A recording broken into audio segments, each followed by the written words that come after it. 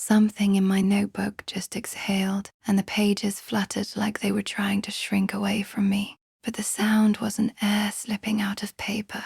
It was something softer, almost human, like it knew it shouldn't be heard. So I touched the margin to steady it, and the ink shimmered as if it had been crying, which means it wasn't just bleeding through the page. It was leaking a feeling it had no right to have. But the more I stared, the more the lines bent under their own weight, as if the words I'd written were sagging with a grief I didn't remember putting there. So I flipped to an older page, hoping it was just the fresh ink warping, and the paper sighed again, longer this time, like it had been waiting for me to come back, which means the sadness wasn't new at all.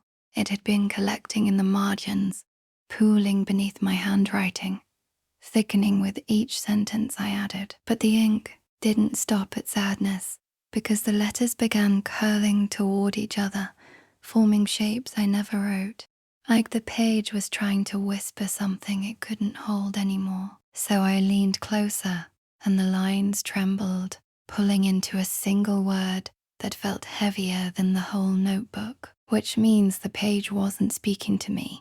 It was warning me, because the ink suddenly drew a shape that looked like my face pressed against the paper from the other side. And that's why I froze when the next sigh didn't come from the notebook at all, but from right behind my ear, like something had finally stepped out of the pages to breathe on its own. So if you want me to keep opening this thing, like and comment before it exhales again.